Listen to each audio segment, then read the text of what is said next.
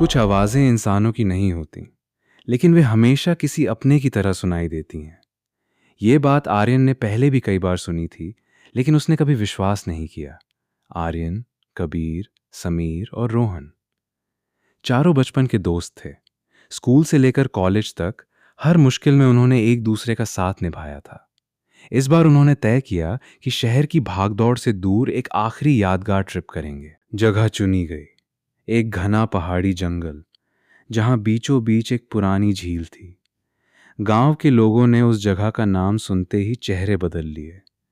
एक बूढ़ा आदमी जिसकी आंखों में अजीब सा डर था, धीरे से बोला, अगर शाम होने से पहले लौट सकते हो तो लौट आना, क्योंकि रात के बाद उस जंगल में कोई इंसान नहीं घूमता।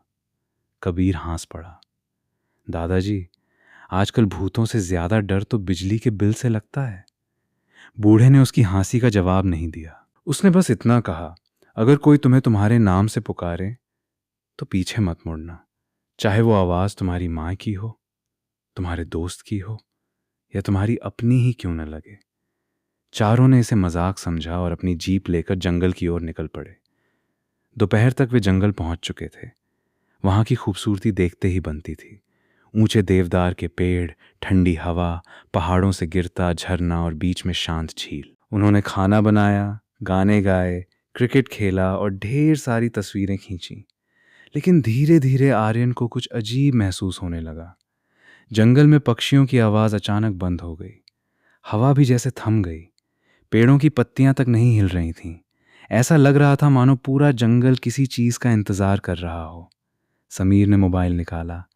अरे, नेटवर्क गायब। रोहन ने भी देखा, मेरे फ़ोन में भी कुछ नहीं। कबीर बोला, चलो अच्छा है, कम से कम कोई ऑफिस वाला फ़ोन नहीं करेगा। सब हंस दिए। लेकिन आर्यन की नज़र झील के दूसरी ओर चली गई। उसे लगा कि सफ़ेद कपड़ों में कोई लड़की पेड़ों के बीच खड़ी है। उसके लंबे बाल चेहरे पर झूल रहे थे। वो बिल्कुल हिल नहीं रही थी। आर्यन ने दोस्तों को आवाज़ दी, उधर देखो। तीनों ने देखा, वहां कुछ भी नहीं था। तू हॉरर फिल्में कम देखा कर, कबीर हंसते हुए बोला। आर्यन ने भी बात टाल दी। शाम ढलने लगी। आसमान पर काले बादल छा गए। उन्होंने झील से थोड़ी दूर एक खुली जगह पर टेंट लगाया। रात के 8 बजे तक चारों आग के चारों ओर बैठे खाना खा रहे थे। तभी बहुत दूर से छन छन छन पायल की हल्की आवाज सुनाई दी। चारों चुप हो गए। क्या तुम लोगों ने भी सुना? समीर ने धीमी आवाज में पूछा। कबीर ने हंसने की कोशिश की, शायद कोई गांव की औरत होगी। लेकिन आवाज जंगल के और अंदर से आ रही थी, जहां कोई रास्ता ही नहीं था। कुछ देर बाद आवाज बंद हो गई।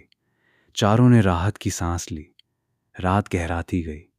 करीब 12 बजे आर्यन की आंख अचानक खुल गई। उसे लगा किसी ने बहुत धीरे से उसका नाम लिया।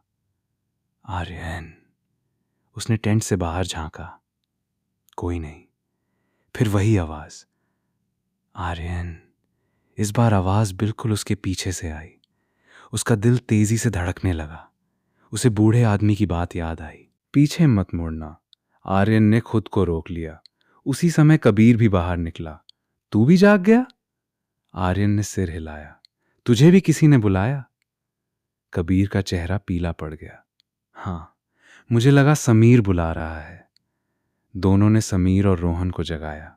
चारों एक साथ बैठे ही थे कि अचानक जंगल के अंदर से रोहन की आवाज आई, दोस्तों जल्दी आओ, मैं यहां हूं। चारों के चेहरों का रंग उड़ गया, क्योंकि रोहन तो उनके सामने बैठा था। एक पल के लिए किसी की सांस तक रुक गई। फिर वही आवाज, इस बार और साफ, आर्यन, कबीर, बचाओ। रोहन कांपने लगा। मैंने तो कुछ नहीं कहा।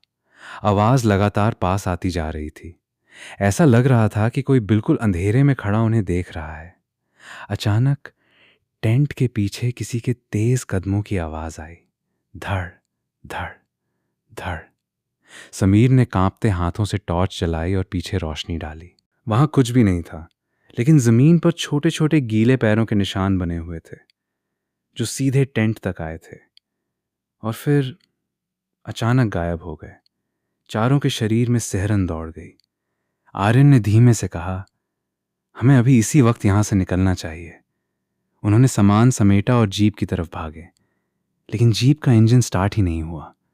1 बार, 2 बार, 10 बार, कुछ नहीं। उसी क्षण जंगल के हर कोने से एक साथ आवाज गूंजी, मत जाओ। चारों ने डर कर पीछे देखा। पेड़ों के बीच दर्जनों लाल आंखें चमक रही थीं, और उन सब के बीच सफेद कपड़ों में वही लड़की खड़ी थी। धीरे धीरे उसने अपना सिर उठाया।